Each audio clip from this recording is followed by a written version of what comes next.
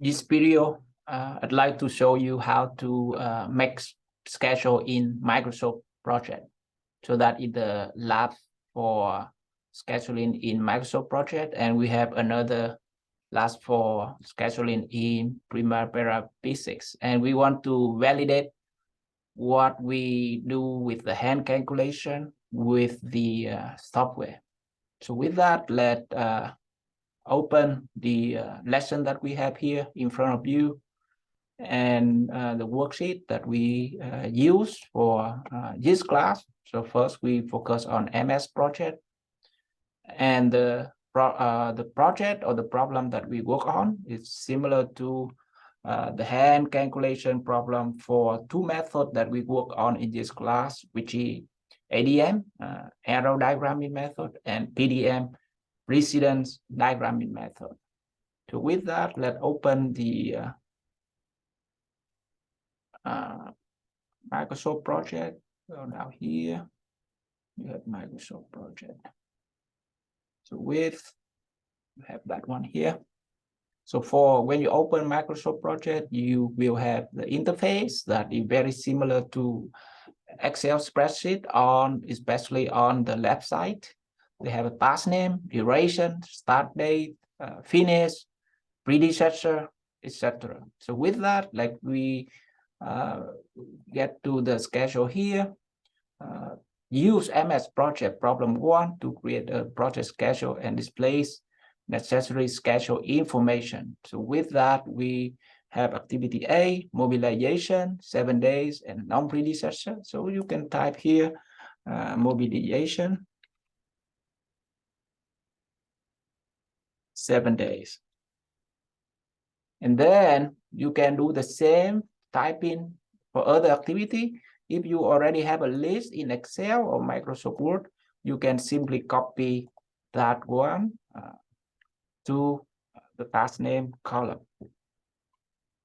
Okay, so copy and paste all of the activity, and you can do the same for other activity that we have here. 5 days, 23 days, things like that. And now when you have that, you can assign the predecessor. So predecessor is A and B are none. So you don't have to put anything in there. For B, for excavation, which is activity C, it follow A and B, which is mobilization and site clearance. So what you have here, you can pull out in here, and then you can select mobilization and site clearance, that they follow after mobilization and site clearance. And they will select and show you 1, 2, unless here we show it A, B. So A, B activity we put in hand calculation. So it 1, 2, where it come from? Basically the ID number, very leftmost column that we have, 1, 2, that you can see there. Yeah, so that one is identification for that mobilization, 2 for site clearance. So you have that. The other way that you can assign the predecessor by right-click on that activity. Let me see, excavation. And then you select the information, right-click and select information, and it shows you the that activity. And then if you go to the tab predecessor, you already see the mobilization site clearance. Okay, and in the type of relationship, by default, it will be finished to start. So activity, mobilization, site clearance have to finish before you can start excavation. However, you can use other relationship if it needed, that we already talked in class, that is start to start, finish to finish, start to finish. And then we can use lag information. So if it delay 1 day after finish of mobilization, you can put 1 day positive. If it lead 1 day or 2 days, you put negative. We will talk about that in problem 2, but for now you can see leave it alone there. So by default, it finished to start, and it show it in there. So lean concrete, we can do the same. Follow C, which is more excavation. So you can do right-click information, predecessor, and it follow excavation. So you drop down in predecessor tab, drop down. You have excavation and finish to start, no lag, perfect. So it three number here, it go there. 3 ID represent excavation and will show in predecessor. And instead of that method, we can do just directly type in, like here, rebar fabrication, follow B, which is site clearance. So I just say B site clearance is 2 and finish start. So I just put 2 in here. It means that you can see it will be B site clearance have to finish before I can start rebar fabrication. So you can type directly in here with the finish to start relationship. Rebar installation follow D&E, which is lean concrete and rebar fabrication. So it will be lean concrete E4, rebar fabrication E5. So you have 4, 5. So it means they follow both lean concrete and rebar installation. Lean concrete is just basically or the vapor that you just put before you lay rebar and then place concrete, so that concrete will not, water will not intrude to the soils. And then we have formwork installation D, which is lean concrete installation D, lean concrete E4, number 4 ID here. I put 4. And then concrete placement is F and G, which is rebar fabric installation and formwork installation. It means that before you can place concrete, you need to finish rebar and you have to finish formwork, which makes sense, right? So here, 6 and 7, rebar installation and formwork. 6, 7, simple. Concrete curing, follow H, concrete placement. So it concrete placement in number 8. And then backfilling follow number I, which is concrete curing. So it will be follow 9. So everyone good in here? So now we can know what are the information that something we already do in the solution here with the in the previous one with hand calculation for this problem. You already know that the project will finish in 68 days. What are the critical paths and early start, early finish, total float, free flows. Okay, so with that one, let's figure that out. And how to do this? We can set up the overall project for this one. So it means mobilization, site clearance, it under one group, something that you can do for your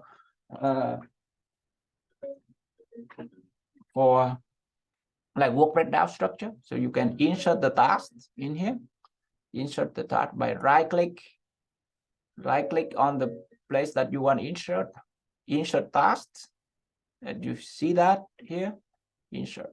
And then if you can say this is the foundation construction, so that is the whole work that you want, and it cover all of this activity. So you can shift and then left click of the mouse, select all of that, and you want this group under foundation construction. So select all of that, and then you see on the